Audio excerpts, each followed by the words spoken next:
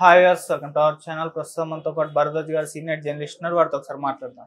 Sir నమస్కారం. నమస్తే. Sir Pushpa 2 release అయ్యి దాదాపు 1 మంత్ అయితే కంప్లీట్ అయిపోయింది సార్. మరి 1 మంత్ లో సినిమా కలెక్షన్ల ప్రభంజనం మనం చూసాం. 1799 కోట్లని కూడా అనౌన్స్ చేస్తారు సార్ ఒక పోస్టర్.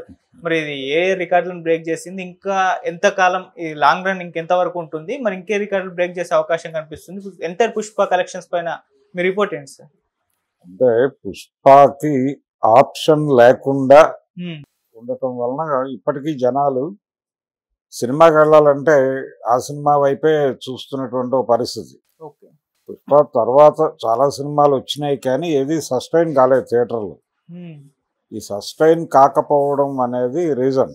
అది ఇంక్లూడింగ్ ఇప్పుడు తమిళ నుంచి వచ్చినటువంటి డబ్బింగ్ సినిమాలు కూడా ఏవి నిలబడలేదు.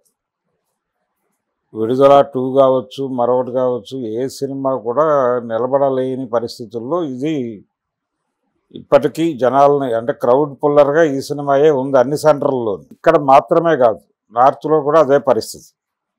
దీంతో విపరీతమైనటువంటి గ్యాప్ దొరికింది.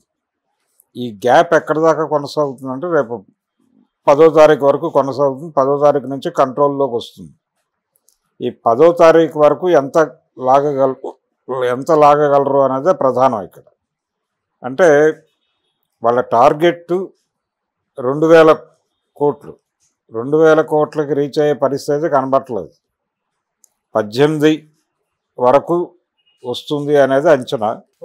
ఆ 18 క్రాస్ అయితే బాహుబలిని సమానం చేశామనేది చెప్పుకుంటారు. రెండోది, ఈ పోస్టర్ల మీద కూడా రకరకాల చర్చలు ఉన్నాయి. ఈ పోస్టర్లు వాస్తవమేనా కాదా అనే దాని మీద కూడా ఉత్తరాది అంటే పర్టికులర్గా బాలీవుడ్ నుంచి రకరకాల కామెంట్స్ వినిపిస్తున్నాయి. వీళ్ళ దగ్గర నుంచి చాలా విషయాలు నేర్చుకోవాల్సి ఉంది, అందులో ఇలాంటి పోస్టర్లు రిలీజ్ చేయటం కూడా నేర్చుకోవాల్సి ఉంది అని చెప్పి ఈ మధ్య ఒక బాలీవుడ్ ప్రముఖుడు మాట్లాడాడు. అంటే ప్రపంచం సీరియస్గా తీసుకుంటుందో దీన్ని. అంటే అఫీషియల్ పోస్టర్లే, నిర్మాణ సంస్థ వేస్తున్నటువంటి పోస్టర్లే. కాకపోతే ఈ పోస్టర్ల మీద వివాదము, దీని మీద GST కడుతున్నారా, ఈ లెవెల్ చర్చలు జరుగుతున్నాయి. అయితే వీళ్ళు కాన్ఫిడెంట్గానే ఉన్నారు. ఇంతకుముందు కూడా ఇలాంటి లెక్కలు రిలీజ్ చేసినప్పుడు IT వాళ్ళు దాడులు చేసినటువంటి సందర్భాలు చూసాం మనం. మరి అలాంటి ప్రమాదం ఏదైనా మైత్రి మూవీ మేకర్స్కి ఉంటుందా అనేది చూడాలి. కానీ జనంలో అయితే ఒక కన్ఫ్యూజన్ ఉంది. కానీ వీకెండ్స్లో మంచి కలెక్షన్స్ వస్తున్నాయి. ఇప్పటికీ వీక్లో కూడా వేరే ఆప్షన్ లేకపోవడంతో జనాలు ఆ సినిమాకే పోతున్నారు. అందుకని ఒక పవర్ఫుల్ సినిమా, ఒక బిగ్ స్టార్ సినిమా అది సీరియస్గా గ్రాప్ చేయటం మొదలు పెడితే వసూళ్ళు ఆగవు. ఇప్పుడు గతంలో కూడా అంటే టాక్ బాగోని సినిమాలు కూడా, గతంలో ఎన్టీ రామారావు గారి సినిమాలు కూడా టాక్ బాగోని సినిమాలు కూడా విపరీతంగా కలెక్ట్ చేశాయి. దానికి టాక్ బాగుండేది కాదు, సినిమా బాగాలేదు అనే మాట్లాడుకునేవాళ్ళు. కానీ వెళ్ళి ఒకసారి చూడటం అనేది ఆనవాయితీగా మారిపోతుంది. స్టార్కు ఉన్నటువంటి అడ్వాంటేజ్ అది. అదే స్టార్ కాకపోతే ఏమవుతుందంటే సినిమా బాగుంటే పెడతారు, లేకపోతే ఇక అటువైపు చూడరు.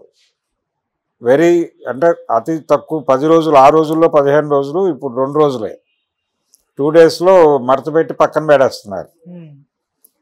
దాంతో థియేటర్ల ఆక్యుపెన్సీ కూడా పుష్పకి బాగానే ఉంది, కన్వీనియంట్గా ఉంది. అంటే థియేటర్ల నుంచి షిఫ్ట్ చేయాల్సినంత పరిస్థితిలో ఇతర సినిమాలు ఏవి సస్టైన్ కాలా. ఆ సస్టైన్ కాకపోవడమే అడ్వాంటేజ్. దాని మీదే లాగిస్తున్నారు వీళ్ళు. ఏ సినిమా కూడా సమీపంలో వచ్చినటువంటి ఏ సినిమాలు కూడా దాన్ని అడ్డుకునేటువంటి ప్రయత్నం చేయలేదు. ఇది నిజంగా ఇండస్ట్రీ పునరాలోచించుకోవాల్సినటువంటి అవసరం ఉంది.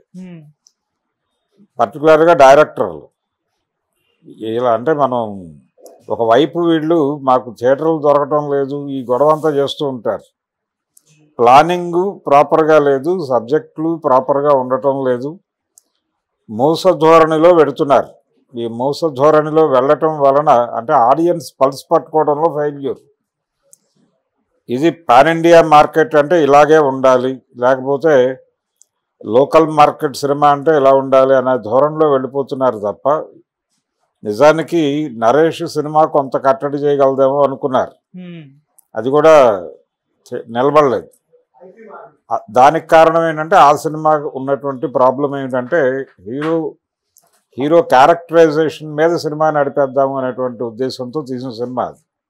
ఇది సందీప్ రెడ్డి వర్కౌట్ చేస్తున్నాడు ప్రాపర్గా. అదే పులిని చూసి నక్కవాత పెట్టుకునే పరిస్థితిలో తయారైంది ఆ సినిమా.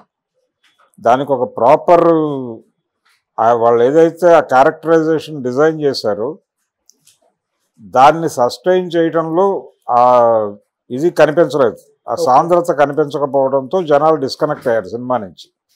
ఆ డిస్కనెక్ట్ అవడంతో అది థియేటర్స్లో పోటీ ఇవ్వలేకపోయింది. ఇలాంటి మిస్ఫైర్ అయిపోయినటువంటి ప్రాజెక్టులన్నీ కలిసి కంట్రిబ్యూట్ చేస్తున్నాయి దానికి, పుష్ప 2కి. ఈ కంట్రిబ్యూషన్స్తో వాళ్ళు నెంబర్లు వేస్తున్నారు.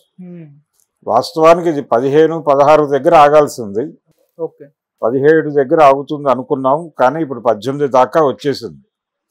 ఈ 18 రేపు అంటే టైం దగ్గరకు వచ్చేసింది.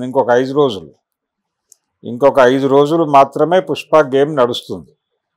ఆ తర్వాత వైండప్ సంక్రాంతి సినిమాలు వచ్చేసిన తర్వాత ఆల్మోస్ట్ స్క్రీన్స్ వెళ్ళిపోతాయి, తీసేస్తారు కూడా చాలా చోట్ల. అంటే పైగా దిల్ రాజు గారి సినిమాలు మూడు వారివే. గేమ్ చేంజర్కి ఆప్షన్ ఉండదు, 2 రోజుల పాటు గేమ్ చేంజర్ తప్ప ఇంకో సినిమా ఉండదు థియేటర్స్లో. అలా ఆయన టోటల్గా ఆడియన్స్కి ఆప్షన్ లేకుండా చేసి ఆ డబ్బులు కలెక్ట్ చేసుకునే ప్రయత్నం చేస్తాడు ఆ 2 days. డాకు మహారాజు వచ్చాక దానికి కొంత షేర్ ఇస్తారు, స్క్రీన్ షేరింగ్ ఇచ్చి. ఆ తర్వాత కొంచెం తక్కువ మోతాదులో వెంకటేష్ గారి సినిమాకి కేటాయిస్తారు. ఈలోపు గేమ్ చేంజర్ పికప్ అయితే అది నిలబడిపోతుంది, ఇది ఎక్స్పాండ్ అవ్వదు. ఈ ఎక్స్పాండ్ అవ్వకుండా అలా నిలబెట్టేస్తాడు ఈ రెండు సినిమాలని, డాకు మహారాజుని, సంక్రాంతిని. ఒకవేళ అది ఏదన్నా వేకేట్ చేస్తే మళ్ళీ వీళ్ళు అకామిడేట్ చేస్తారు.